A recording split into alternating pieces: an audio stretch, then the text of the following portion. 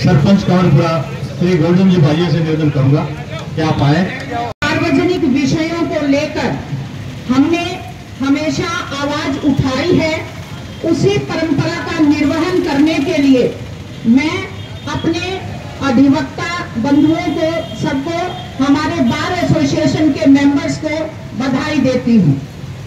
सबसे पहले हम लोग ये स्पष्ट कर देना चाहते हैं कि हम किसी चीज का विरोध नहीं कर रहे हैं।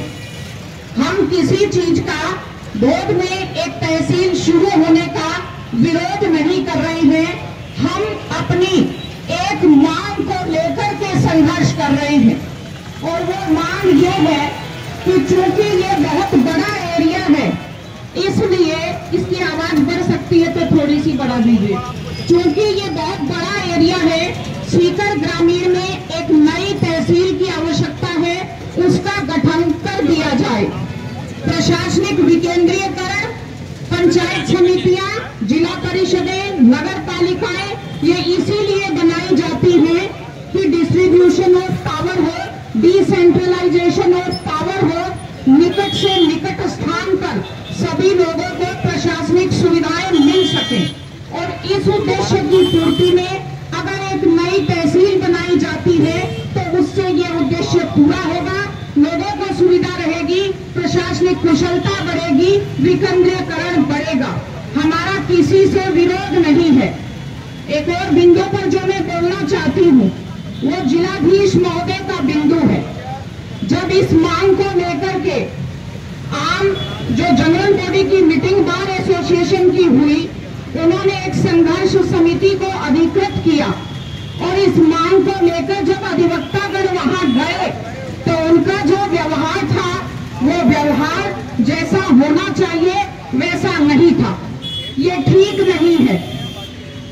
जो भी सरकारी अफसर हैं, चाहे वो जिलाधीश महोदय हो, वो एडीएम हो, चाहे वो एसडीएम हो, उनको याद रखना चाहिए भले ही लोग आपको अफसर कहते हैं, भले ही लोग आपको साहब कहते हैं, भले ही लोग आपको सर कहते हैं, लेकिन आपके लिए जो लीगल टर्म है उसको आप याद रखिए।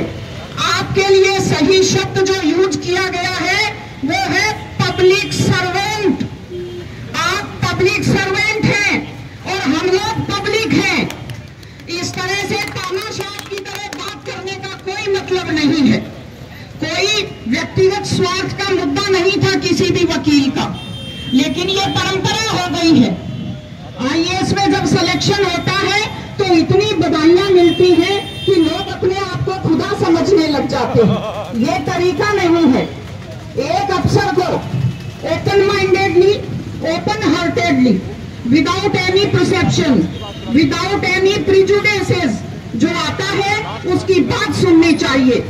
लेकिन हमने ये बहुत बार महसूस किया है कि प्रशासनिक अधिकारियों के पास, विशेषकर कलेक्टर साहब के पास जब जाते हैं तो उनका भाव हमेशा एक ही होता है, I know everything, I need no suggestions, I need no advice. मैं सब कुछ जानता हूँ और जो मैं जानता हूँ वही सही है।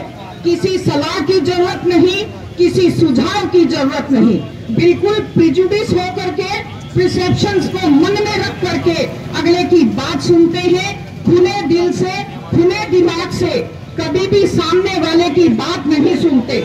और मैं एक चीज बता देती हूँ, मैं तो अधिवक्ता परिवार की सदस्य हूँ।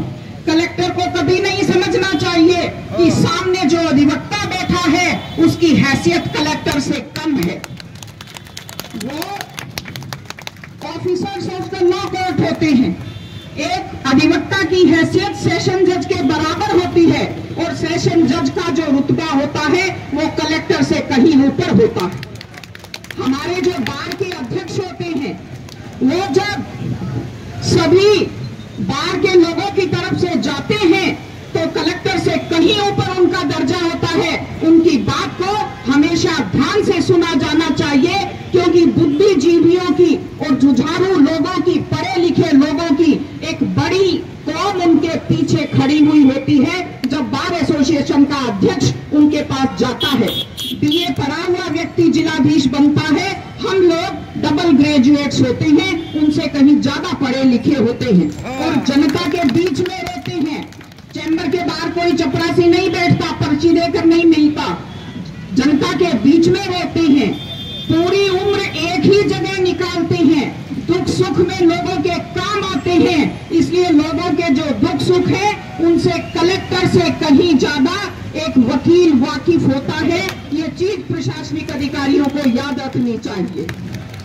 इसलिए जो व्यवहार हमारे बार एसोसिएशन के प्रतिनिधि मंडल के साथ किया गया, उसकी हम सब लोग कड़े शब्दों में निंदा करते हैं। इतना अहंकार अच्छा नहीं है। देखते देखते समय निकल जाता है, रिटायर हो जाते हैं और उसके बाद 5 साल तो सदमे की स्थिति से नहीं निकलते कि क्या से क्या हो गए हम लोग।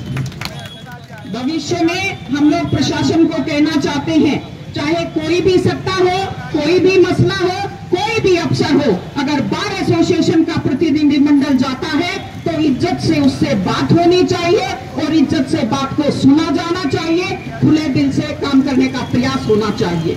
मेरा जिला परिषद का पूरा एरिया इसी क्षेत्र में है।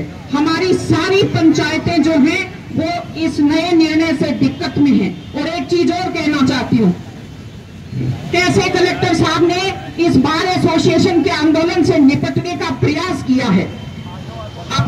हम सब समझते हैं कि नए आंदोलन कैसे खड़े होते हैं, धोद के लोगों को कैसे भड़काया जा रहा है बार एसोसिएशन के खिलाफ। ये कोई तरीका है किसी चीज से निपटने का? लोगों को लोगों से लड़ाया जा रहा है। जो फूट डालो राज करो की नीति है वो जिला कलेक्टर साहब अपना रहे हैं, लेकिन धोद के लोगों को ये समझना चाहिए, वहाँ के लोकल अफसरों का कहना मानने की कोई जरूरत नहीं है।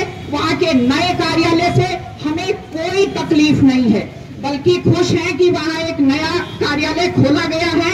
हम लोग सीकर ग्रामीण के नाम से एक नए तहसील कार्यालय की सीकर में मांग करते हैं, पुरजोर शब्दों में मांग करते हैं।